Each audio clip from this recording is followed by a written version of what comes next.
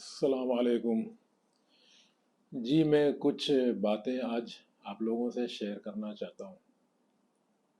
वो बातें ये हैं कि इस वक्त मैं अभी इंडोनेशिया का टूर मारकर, टूर मतलब टूर में जाकर वापस आ गया हूँ इंडोनेशिया से। तो मैंने वहाँ पर इसलिए शॉर्टकट बैठा। शॉर्टकट बोले थे मतलब 2 दिन। मेरा इरादा था 10 दिन बैठने का, लेकिन मैं 2 दिन बैठ के आया हूँ। वजह इस बात का है कि वहाँ का जो माहौल था, जो तरीका था, वो इस ताइलैंड से थोड़ा डिफरेंट था।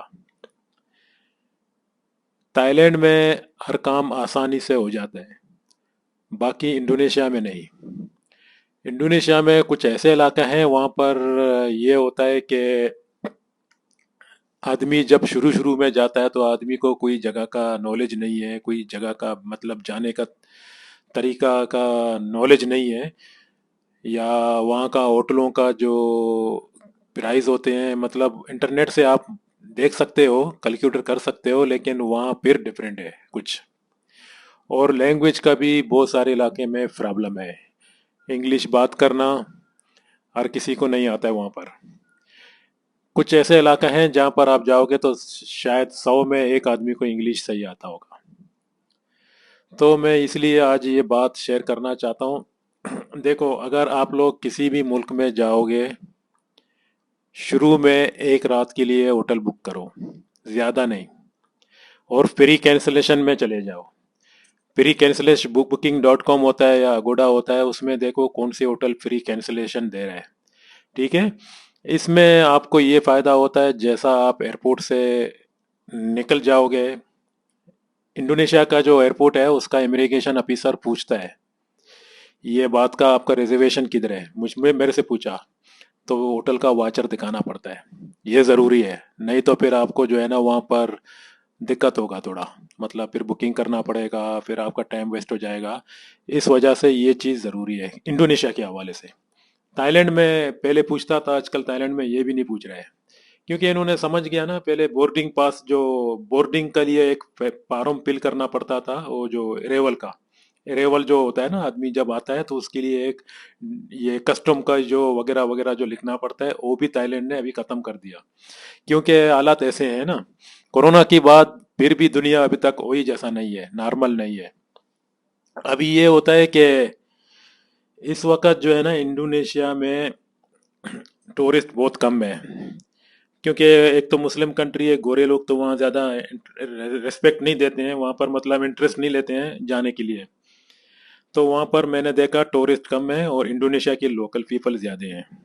इंडोनेशिया का तो वैसे भी आबादी ज़्यादा है, वहाँ तो हर जगह में आपको पब्लिक ही पब्लिक मिलेंगे, लेकिन ज़्यादा आपको इंडोनेशिया के लोग मिलेंगे। चाइनीज़ मिलेंगे थोड़ा बहुत, बाकी जापानीज़ कोरिया मैंने नहीं देखा। गोरे लोग हैं जो, जिसका कोई मीटिंग चल रहा है या कोई काम पे आया होगा, कोई मतलब कोई घूमने के लिए अगर आएगा। मगर इस तरह थाईलैंड जैसा नहीं है। थाईलैंड में ग्रुप आ जाते हैं, गोरे लोगों का फैमिली आ जाते हैं, और बहुत सारे मतलब यहाँ पर टूरिज्म है। अभी जैसा मैं पता है, मैं पहुंच गया हूँ अपना ये जो अपार्टमेंट है, यहाँ पहुंच गया हूँ। ठीक है। ये इलाका में अभी मैं थोड़ी देर पहले कुछ लंच के लिए कुछ लेने जा रहा था, तो मैंने देखा गोरे लोग यहाँ पर ज्यादा आ रहे हैं, और खासकर रशिया के लोग। अभी इस वक्त रशिया के लोग और इंडिया के लोग ज्यादा हैं, पता है मैं। तो भाईजान, मैं आप लोगों को इंडोनेशिया के बारे में बता रहा था। ज़रा बातों बातों में सॉरी भूल गया मैं कुछ बातें। तो इंडोनेशिया में आप जाओगे, आप लोगों को रिजर्वेशन एक रात के लिए भी ज़रूरी है। वो मेरे से पूछा कि आपने एक रात, मैंने बोला फिर मैं डेस्टिनेशन चेंज करता हूँ, लोकेशन चेंज करता हूँ, अगर मुझे कहीं और जगह जाना है तो इसी होटल में मैं नहीं ठहर सकता हूँ, यानी कंटिन्यूस। तो उसने बोला ठीक है। थोड़ा इंडोनेशिया में इमिग्रेशन पूछ पाछ ज़्यादा करता है, मेरा मतलब है। थाईलैंड के लोग अब नहीं पूछ रहे हैं ज़्यादा। और जापान में मैं पहले गया था, शुरू शुरू में ज़्यादा पूछा मेरे से सवाल जवाब। फिर बीच में गया, फिर गया, फिर दोबारा, मतलब बार बार जाता रहा। फिर अभी मेरे से जो है ना, वो लोग लास्ट में जब मैं गया मेरे से कुछ नहीं पूछा, क्योंकि उसको पता चल गया कि मुझे एक्सपीरियंस है यहाँ पर जाने का, कहाँ जाना है, कहाँ किधर किधर, तो सारी चीज़ें ठीक है। अभी इंडोनेशिया का जो करेंसी है वो डी क्वालिटी है।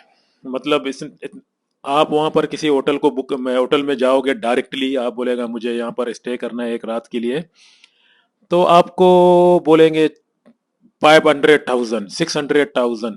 तो आप सोच में पड़े रहेगा यार, 4 लाख 5 लाख, ये कैसा। लेकिन आप कैलकुलेटर करो ताई बात के साथ या डॉलर के साथ, तो $18, $12, $6 इस तरह बन रहा है। तो फिर आप सोचेगा यार तो कुछ भी नहीं है ये 6 लाख। इस तरह थाईलैंड से मतलब इंडोनेशिया थोड़ा सस्ता भी है, लेकिन उसकी करेंसी गिरा हुआ है, आदमी घबराहट में आ जाता है। बाकी रेल ट्रेन में जो जाओगे ट्रैवल करोगे वो आपको सस्ता पड़ जाएगा बनिस्बत बस से। शुरू में मैं जब उतरा जकार्ता एयरपोर्ट में, तो मुझे कोई चीज़ का एक्सपीरियंस नहीं था। मैंने देखा बाहर इतने सारे टैक्सियां खड़े हैं, लेकिन मेरा एक आदत है, कोई भी काम करता हूँ सोच समझ के। डायरेक्ट मैं टैक्सी में नहीं बैठा, मुझे कहाँ जाना है, रात की वक्त था, मतलब सुबह 2 बजे। तो मैंने पूरे रात वहाँ गुजारा, मतलब बैठ के कुर्सी में निकल गया सुबह। तो मैंने पूछा ये स्काई ट्रेन कब खुलते हैं, तो उन्होंने बोला ये स्काई ट्रेन फ्री जाता है टर्मिनल 2, टर्मिनल 1, टर्मिनल 3, जैसा मैंने वीडियो बनाया था। तो ये स्काई ट्रेन जो है ना आपको, मतलब ये सिर्फ एयरपोर्ट के लिए सहूलत है बस। लेकिन आपको एयरपोर्ट से बाहर जाना है या तो आप किसी बस में चले जाएं। वहाँ डामरी बस लिखा हुआ है, डमरी बस। डमरी बस जो है ना, वो आपको 80,000 रुपया जो है ना इंडिया का ले लेता है, इंडोनेशिया का। सॉरी, मुंह में इंडिया आ गया। तो ये सारी बातें एक ही लैंग्वेज में आ जाते हैं इसलिए, मतलब ये मुल्कों का नाम इंडिया और इंडोनेशिया। तो इंडोनेशिया में आपको 80,000 रुपया ले लेता है, तो फिर आप वहां से चले जाओ, एक जगह आ जाता है जो सेंटर जकार्ता बोलते हैं, उसको बोलते हैं गमरी, गमगीर, गमगीर। गमगीर जो है ना वो इलाका में चले जाओ, आपको बड़ा सबसे बड़ा रेलवे स्टेशन मिलेगा। जो वहां से फिर आप कहीं भी चले जाओगे, अपना इंटरनेट में मैप देखोगे तो आपको आसानी पड़ जाएगा। रेलगाड़ी, ट्रेन मतलब, बस आपको वहां तक छोड़ देगा ये डमरी बस। लेकिन दूसरा ऑप्शन भी है एयरपोर्ट से। अगर आप बंदूक सिटी जाना चाहते हो, तो भी उधर लिखा हुआ है, उधर जो काउंटर में आप जाओगे उसमें बोर्ड है, वो लिखा हुआ है बंदूक। अगर बंदूक डायरेक्ट जाना चाहते हो तो बंदूक भी जा सकते हो। उसका रेट है 1,80,000, 1,70,000। मतलब डिपेंड करता है कौन सा कंपनी से आप जाना चाहते हो। मैं तो गया इंडोनेशिया, क्या नाम है इसका, जकार्ता से डायरेक्ट बंदूक चला गया। मुझे किसी ने बताया कि बंदूक थोड़ा सस्ता भी है और खुला है, जैसा पताया का जैसा, मतलब ज्यादा बिल्डिंग वगैरह एकदम टचिंग नहीं है, कुछ नहीं है। तो आपको जो है ना अगर उधर जाओगे तो आपको अच्छा लगेगा बनिस्बत जकार्ता से। जकार्ता में कुछ नहीं है भाई। जकार्ता में कुछ लोग जाते हैं सिर्फ बिजनेस के लिए जाते हैं। और मार्केट शॉपिंग मॉल भी जो है ना थोड़ा सा ये फिलिपीन का स्टाइल है, मतलब मनीला जो कोई बंदा गया ना उसी स्टाइल है फिलिपीन में। मगर आपको आसानी होता है हर काम, क्योंकि वहाँ इंग्लिश बात करना सबको आता है। बच्चा भी, अगर आप छोटा सा बच्चा 12 साल का या 15 साल का बच्चे को भी अगर डिस्टर्ब करो तो उसको भी इंग्लिश आपसे ज्यादा आता है मतलब। तो इंडोनेशिया जकार्ता में जगह होगा कोई, मतलब जू वगैरह अगर कोई आदमी जाना चाहे, लेकिन वहाँ दिक्कत है थोड़ा, मतलब आपको ट्रांसपोर्ट का, ये जो करब है ना, करब, करब, ये मोटर बाइक वहाँ पर करब कंपनी का भी है। और दूसरा गोचेक, गोचेक। आप इंटरनेट अगर आपका पास होगा, थोड़ा आसानी है, नहीं तो फिर आपको बहुत दिक्कत है इस चीज़ों को बुकिंग करना भी। और वहाँ सिम कार्ड करो खरीदोगे तो आपको वहाँ का मोबाइल लेना पड़ेगा। ये मोबाइल, कुछ लोगों ने मुझे बोला कि ये मोबाइल यूज़ नहीं हो सकता है आपका सिम कार्ड इंटरनेट में। तो मैंने इंटरेस्ट नहीं लिया, मुझे वैसे ही मज़ा नहीं आ रहा था जकार्ता में। मैं बोला चलो ये काम करके चले जाऊंगा। ऐसा ही, मतलब अगर कोई होटल में वाईफाई मिलता है तो वाईफाई में रात में इंटरनेट यूज़ करूंगा, और सुबह जैसा होटल मैंने चेकआउट किया तो वाईफाई भी ख़त्म, इंटरनेट ही मतलब सब कुछ ख़त्म।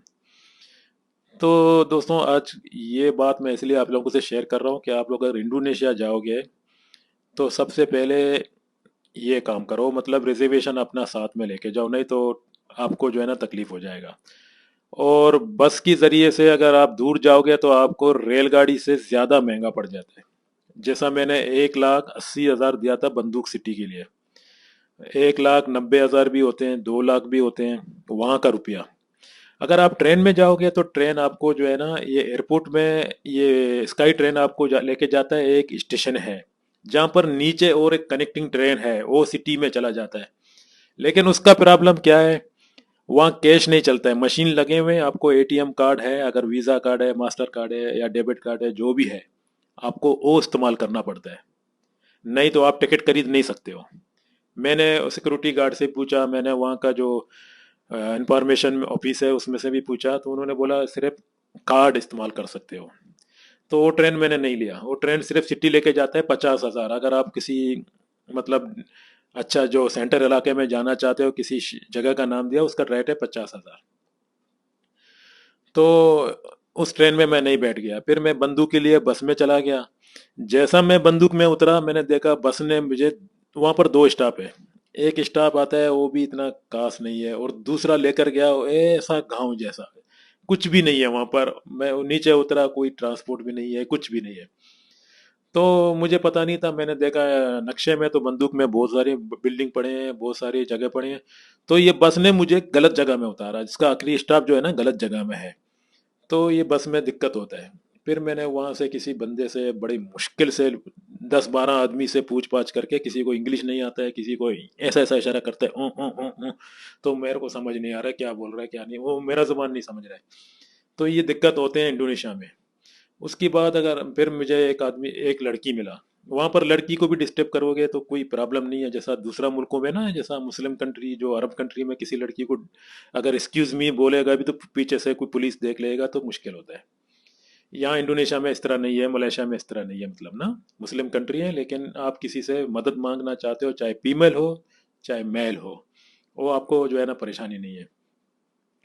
फिर मैंने उसको पूछा कि ये बंदूक शहर तो बहुत सुंदर दिख रहा है इंटरनेट में, अभी इधर तो कुछ भी नहीं है। तो उसने मुझे एक जगह बताया कि आप ट्रेन स्टेशन की तरफ चले जाओ। तो मैं जैसा ट्रेन स्टेशन की तरफ गया तो मैंने, उसने फिर फिर अपने मोबाइल से, उसका पास इंटरनेट था, उसने कैब बुक किया। तो मैं मोटरसाइकिल में बैठा, 15,000 मोटरसाइकिल ने मुझे इंडोनेशिया रुपया लिया, सीधा उधर लेकर गया ट्रेन स्टेशन में। तो ट्रेन स्टेशन के आजू बाजू मैंने देखा, अरे इतना बड़ा बड़ा होटल है, माशाल्लाह कितना सुंदर दिख रहा है, सिटी तो यहीं पर है, डाउनटाउन तो यहीं पर है, मतलब मैं उधर क्यों गया था। तो लिहाजा मेरे से ये बस के जरिए मतलब वहाँ छोड़ा गया। तो मैं इधर देखा, फिर मैंने सोचा इधर कुछ होटलों में आज रात स्टे करूंगा।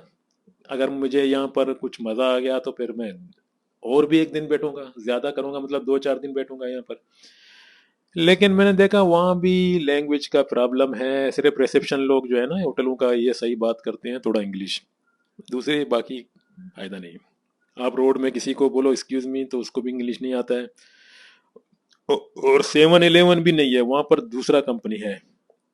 वहाँ पर अगर किसी शॉपिंग या किसी किराना स्टोर में चले जाओगे, या मतलब ये ग्रोसरी में, तो आपको इंडोनेशिया की फूड जैसा, जैसा आप कोई चीज़ खाना चाहते हो तो इंडोनेशिया की खाने मिल जाते हैं ज़्यादा, इंडोनेशिया स्टाइल से बने हुए। तो 7-Eleven जो ये थाईलैंड में होता है ये तो आपको पसंद होगा, लेकिन वहाँ डिफरेंट डिफरेंट चीज़ है और डिफरेंट क्वालिटी है। दूसरी बात, अगर मैं वहाँ से फिर निकला, मैं देखा उधर भी इतना खास क्वालिटी मुझे नहीं दिख रहा है। इल्टन होटल मैंने देखा, इल्टन होटल भी बना हुआ है ऐसे जगह जहाँ उसकी आजू बाजू में गरीब लोग रहते हैं, मतलब लोकेशन उन लोगों का होटलों का भी डेवलपमेंट एरिया में नहीं था, ये बंदूक शहर का बात कर रहा हूँ। एक होटल, फिर उसके बाद गरीब लोग बैठे हुए, फिर आगे जाके दुकानें हैं थोड़ा सा कचरे जैसा स्टाइल से ना, मतलब ये इस तरह का सिचुएशन है वहां पर, जो बंदूक शहर का बता रहा हूँ। फिर मैं वहां नहीं बैठा, मैं सीधा ट्रेन स्टेशन में पैदल गया। देखा वो ट्रेन स्टेशन नजदीक था ना मेरे से, मतलब 1 किलोमीटर। फिर मैं रिटर्न होके वहां से मैंने टिकट लिया, 1,50,000 रुपया इंडोनेशिया का, जब बस में मुझे 1,80,000 पड़ा था।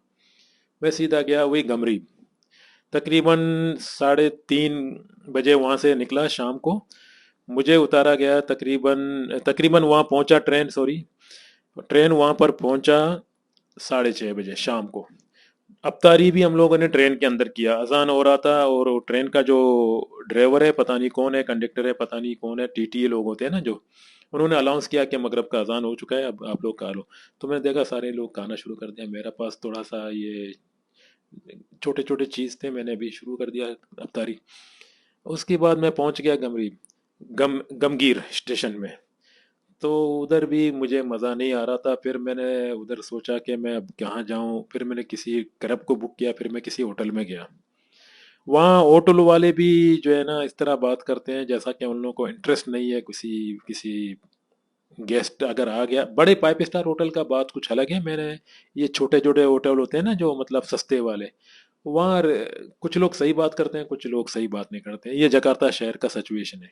और मैंने वीडियो भरा, आप लोग मेरा वीडियो को देखो, वहाँ पर गरीबी बहुत ज़्यादा है, गुर्बत है ना। क्योंकि आजकल वैसे भी कोरोना में आजकल थाईलैंड का हालत देखो, वो भी नॉर्मल में नहीं आया अभी तक। थाईलैंड जो सबसे दुनिया में टूरिस्ट इधर आते थे पहले ज़्यादा, बाकी मुल्कों में भी आजकल पहले जैसा नहीं है। दुनिया बदल गया, दुनिया डिफरेंट हो गया। आजकल वो ज़माना नहीं आ रहा है जो पहले का था। बड़े लोग अच्छे लोग चले गए दुनिया से, मर गए बेचारे। अब नया नस्ल आ गया, अब इंटरनेट का ज़माना है, तो पहले जैसा मज़ा नहीं है। दूसरी जानब से अभी मैं जब लंच लेने गया था, ये थाईलैंड का बात कर रहा हूँ फिर मैं इंडोनेशिया की तरफ आ जाता हूँ। ये थाईलैंड की तरफ, सॉरी थाईलैंड का मैं बात कर रहा हूँ। ये मैं जब जा रहा था 7-Eleven में कुछ खरीदने, एक इंडियन लोग आदमी मेरे को देख रहा था। वो मेरे सामने से जा रहा था और मैं पैदल पैदल पीछे से मतलब उसकी जा रहा था। तो उसने गर्दन 2-3 बार घुमाया, मेरे को बोला कि आप यहाँ का रहने वाले हैं? मैंने बोला मैं यहाँ पर अपार्टमेंट लिया है, तो मैं अभी इस वक्त जा रहा हूँ 7-Eleven में। उसने कहा कि ये जो बीच होता है ना, ये बीच रोड जो समंदर वाला, वो रोड किधर है? बेचारा नया आया होगा। तो उसने बोला मैंने होटल भी गलत जगह में बुक किया। तो मैंने उसको मशवरा दिया, जब भी आओगे होटल एक रात के लिए बुक करो और लोकेशन वगैरह सही देखो इंटरनेट में। आपने जिधर बुक किया तो अच्छा नहीं लग रहा है, किसी एजेंट के जरिए से बुक किया बेचारे ने। एजेंट वाले जो है ना, किधर भी बुक करा देते हैं, जान चढ़ाते हैं, ये बात याद रखो। और उसने बोला कि मैं अभी बीच रोड में जाऊंगा, फिर वॉकिंग में। बोला वॉकिंग स्ट्रीट तो शाम को खुलता है, शाम में मतलब रौनक होता है, अभी वहां पर कुछ भी नहीं है। तो मैंने बोला जाके बीच रोड में समंदर की जो किनारे में जो पिकअप जा रहे हैं 10-10 बात में, उसमें आप कहीं भी जाओ। बोलते हैं हाँ ठीक है, उधर से फिर मेरा समझ आ जाता है समंदर की जो बीच वाला रोड है। बाकी यहाँ से नहीं आ रहा है। ये कौन सी रास्ता है? मैंने बोला ये पता या कलांग, इस गली को बोलते हैं पता या कलांग, ये रोड जो बड़ा है ना। तो मैंने उसको थोड़ा मशवरा दिया कि मैंने बोला भाई साहब जब भी नेक्स्ट टाइम आओगे, एक रात के लिए होटल अपने मर्जी से बुक करो और लोकेशन वगैरह सही देखो। और कुछ करेंसियां जो है ना, डॉलर के हिसाब से लेके आओ। कभी आपको ऐसा ना हो कि एटीएम कार्ड ना चले तो, अगर आपका एटीएम कार्ड में कुछ डिफेक्ट होगा, कुछ प्रॉब्लम होगा, तो आपकी करेंसी जो है ना जेब में नहीं होगा, तो भी प्रॉब्लम होता है। तो इंडोनेशिया के बारे में फिर मैं जकार्ता से, वो जो गमरी स्टेशन था, उधर मैंने एक, सॉरी वहाँ एक रात में उसी इलाके में मैंने एक रात होटल में स्टे किया। वो कम से कम मुझे होटल मिला था 1,50,000, सबसे सस्ता होटल। नहीं था ऐसा मतलब, नॉर्मल बिल्डिंग जैसा था होटल का जैसा। तो इतना सा छोटा, इतना बड़ा कमरा नहीं मिलता है जैसा ये थाईलैंड में है। वहाँ छोटे छोटे कमरे भी हैं जो आपको बहुत बुरा लगेंगे। जैसा जो हाथ धोने वाला जो होता है ना, जो बाथरूम में हाथ धोते हैं आदमी, वो भी रूम के अंदर रखे हुए हैं। अभी उधर कितना आदमी ने हाथ मतलब धोआ, तो उसकी जरासीम तो होगा ना, चाहे कितना भी इसको धो लो, फिर आप उधर सो जाओगे, ऑक्सीजन लोगे, उसका जरासीम। ये सिचुएशन इंडोनेशिया में देखा मैंने। और दूसरा फिर मैंने वहाँ रात में ठहरा, फिर सुबह में वही गमरीब से 80,000 रुपया दिया सीधा एयरपोर्ट की तरफ। फिर मैंने सोचा यहाँ पर रहूँगा तो बेकार है, और करेंसी का भी जो है ना पता नहीं चल रहा है, और बेहतर है कि चले जाओ। अब बात सुनो, मैंने एरो एशिया का टिकट लिया, वो सस्ता 6,000 बात में। अब मेरे को कजूल चेंज करना है। मैं सीधा ऊपर चला गया। एयरपोर्ट तो माशाल्लाह इंडोनेशिया की बड़े बड़े एयरपोर्ट है ना, मतलब उधर मैंने पूछा टर्मिनल 2 में एरो एशिया का जो है ना ऑफिस है। वहाँ जहाँ पर बोर्डिंग हो रहा है उसकी बाजू में एक काउंटर, उन्होंने सर्विस लिखा हुआ है, मतलब आप कुछ भी करना चाहते हो तो उसके पास आ जाओ। मैंने उसको पूछा कि ये मैं टिकट चेंज करना चाहता हूँ, मेरा 11 तारीख अप्रैल है, इस महीने का 11 तारीख है मैं, लेकिन आज रात यहाँ से जाना चाह रहा हूँ। उसने मेरे को बोला कि इसका फेलेंटी देना पड़ेगा कम से कम 8 लाख रुपया, जब निस्बत थाईलैंड का 2,000 बात बन जाते हैं। आप पट गया ना, तकरीबन 2,000 बात और 6,000 बात, ये टिकट समझ लो मेरे लिए 8,000 का हो गया। ये एरोशिया का सिचुएशन है। आप अगर टिकट चेंज करोगे तो आपको फिर उसी हिसाब से देना पड़ेगा जो आपने टिकट लिया। मैंने देखा 1 वे टिकट 3,500 बात का आ रहा है, तो मैं 1 वे टिकट अगर ले लूं, मैं किसी और जहाज में जाऊं, तो ये टिकट का ज़ाया हो जाएगा। तो मैंने सोचा नहीं जाऊं तो बेहतर है। फिर मैं किसी इंडोनेशिया के किसी गांव की तरफ, या किसी बंदू की मतलब वो दूसरा एक शहर जगह था युगाराटा, उधर जाऊं। मुझे किसी इंडोनेशियन इंडोनेशिया आदमी मुझे एयरपोर्ट में मिला था, उसने कहा कि आप नेचुरल चाहते हो तो बाहर दूर चले जाओ। मैंने देखा वहाँ पर होटल वगैरह बहुत सस्ते भी हैं, ये बता रहा था अभी, और मैंने इंटरनेट वाईफाई जो है ना एयरपोर्ट का फ्री है। फिर मैंने इंटरनेट में देखा वहाँ पर होटल सस्ते मिल रहे हैं, लेकिन वहाँ पर टम्पो टम्पल ऐसी चीज़ है, और एक समंदर की जगह है। समंदर मतलब देखना चाहते हो, जकार्ता में समंदर भी मैंने नहीं देखा है, लेकिन दूर पड़ जाते हैं थोड़ा। तो मैं सोचा अभी उधर जाके फिर खर्चा वगैरह, अभी थाईलैंड में मेरा अपार्टमेंट फ्री है, ये मंथली तो मैंने लिया है। वहाँ जाके वन डे बाय डे मैं होटल में पेमेंट करूंगा, फिर वही पैसा बन जाते हैं जो यहाँ पर प्लेंटी दे रहा हूँ। तो मैं 2 दिन में था, मैं रात पूरा उधर से फिर एक एरो एशिया चला भी गया, मैंने वो बुकिंग नहीं किया। फिर सुबह का भी एरो एशिया चला गया, पूरे रात में एयरपोर्ट में बैठा था। फिर सोच सोच के मैं बोला जाऊं या ना जाऊं, जाऊं या ना जाऊं। इसी बात में मैं कंफ्यूज था कि मैं इंडोनेशिया और भी घूमूं, थोड़ा मेरे पास वक्त है, या थाईलैंड चले जाऊं। फिर मैंने सोचा आखिर मैं बेहतर है जाऊं थाईलैंड, क्योंकि यहाँ इंडोनेशिया में हर चीज़ डिफरेंट है, और वहाँ जाके भी करूँगा क्या, एक समंदर दिखाई तो ये पता है, में भी समंदर है, बाकी जगह में भी थाईलैंड में तो अच्छे अच्छे समंदर है और अच्छे अच्छे बीच है माशाल्लाह। इंडोनेशिया से थाईलैंड अच्छा है, याद रखो। इंडोनेशिया में आपको समंदर मिलेंगे, लेकिन वहाँ की हालात ऐसा नहीं है जैसा यहाँ पर है। यहाँ आपको पिकनिक टूरिज्म जो है ना, ये पिकनिक पॉइंट मतलब यहाँ ज्यादा हैं। इंडोनेशिया में होंगे लेकिन बहुत कम। बड़ा मुल्क है उधर की, इंडोनेशिया के लोकल पीपल जो है ना वहाँ पर समंदरों के बाजू में रहते हैं, मच्छी पकड़ते हैं, बेचते हैं, कारोबार कर रहे हैं, इस तरह की मतलब वहाँ का सिचुएशन है। और यहाँ पर नहीं, यहाँ पर टूरिज्म के लिए भी बहुत कुछ रखा है इन्होंने, थाईलैंड वालों ने। तो लिहाजा फिर मैंने आखिर में यही डिसाइड किया कि मैं चले जाऊँ। फिर मैं ऊपर गया एरो एशिया के ऑफिस में, तो उधर मुझे एरो एशिया का एक स्टाफ अच्छा आदमी मिला। मैंने उसको बताया कि ये सिचुएशन है मेरा पास अभी इस हालत में, मैं जाऊं या ना जाऊं। पूरे रात मैंने एयरपोर्ट में स्टे भी किया, मतलब बैठा था बाहर कुर्सियों पे। तो उसने बोला वहाँ जाके क्या करोगे, अभी तो गर्मी भी है, रमज़ान भी है, और दूसरा वहाँ पर इतना रौनक नहीं है, बाकी आपको होटल और खाना सस्ता मिलेंगे वहाँ पर। मैंने बोला आपका क्या इरादा है, आपका क्या मशवरा है, जाऊं या थाईलैंड चले जाऊं? मगर मेरा ये एक पेनल्टी भी है, देना पड़ेगा 8 लाख रुपया। तो उसने मुझे बोला कि अभी उधर जाके क्या करोगे, कुछ भी नहीं है, टम्पू है, टम्पू देख के फिर बाद में आप घर में बैठोगे। 2 दिन उधर बहुत है, अगर 2 दिन आप उधर पेमेंट करोगे फिर आ जाओगे, फिर इधर 8 लाख पेमेंट करोगे पेनल्टी के लिए, तो आपको नुकसान है। तो मैंने सोचा चलो, क्या किराया क्या क्या है आपका? उसने बोला बेहतर है चले जाओ, सुबह का ये दोपहर का फ्लाइट में, सुबह का फ्लाइट तो ऑलरेडी मिस हो चुका था, मतलब वो चला गया था। तो मैंने सोचा फिर सही है, इस तरह करूँगा। फिर मैंने वहाँ जाके 8 लाख रुपया दिया, सीधा थाईलैंड आ गया अपना अपार्टमेंट में। ये देखो आज तकरीबन मेरे ख्याल में 3 तारीख होगा, और ये अभी मैं दोपहर का खाना भी खा लिया और आराम से अपना जगह में मतलब पहुंच गया हूँ। तो इंडोनेशिया का सिचुएशन मैंने आप लोगों को बता दिया। थाईलैंड में ये होता है कि मोटरसाइकिल भी आप किराया कर सकते हो, आपको हर काम आसानी से मिल जाता है, और अपार्टमेंट भी जो है ना आपको थोड़ा सा समझ आ जाता है। वहाँ इंडोनेशिया में आपको ज़्यादा वक्त रहना पड़ेगा, फिर उसकी जो है ना हालात का मुताबिक आप चल सकते हो, मतलब उधर की हालात मालूम हो जाएगा आपको। बाकी बस इतना ही यार, हमेशा ख्याल करो अपना। और मैंने ये वीडियो बनाया इसलिए कि ताकि कुछ इंडियन भाई जो यहाँ पर आ रहे हैं थाईलैंड में, तो उन लोगों को दिक्कत हो रहा है। तो उसके लिए मैंने बताया कि एक रात होटल का बुकिंग करो फ्री कैंसिलेशन में। बाकी आप लोगों को वीज़ा नहीं चलता है, वीज़ा नहीं चाहिए इमिग्रेशन में, अगर आप पूछेगा तो आप लोगों को पूछेगा तो आप लोग बोलो ये रिजर्वेशन है मेरा। मगर थाईलैंड में पता नहीं ऑनरेबल वालों को पूछता है कि नहीं पूछता है, लेकिन जो हम लोग वीज़ा लगा के आते हैं अभी नहीं पूछ रहे हैं थाईलैंड में। थाईलैंड में अभी पहले मतलब इतना स्ट्रिक्ट नहीं है, पहले पूछ पाछ, फिर ये दिखाओ फिर वो दिखाओ, अब वो चीज़ नहीं है। वीज़ा लगा हुआ है, वीज़ा देखना चाहते हैं, अगर हाँ कोई पूछता है अगर कितना दिन रहोगे तो आप बोलो मैं इतना दिन रहूंगा, मगर ये भी नहीं पूछ रहे आजकल। थाईलैंड बेस्ट है भाईजान, टूरिस्ट के लिए थाईलैंड बेस्ट बेहतर है। बाकी दूसरे मुल्कों में शुरू शुरू में जाओगे तो आपको इसी तरह एयरपोर्ट में रात में बैठना, ये मगजमारी, ये बहुत मुश्किल है।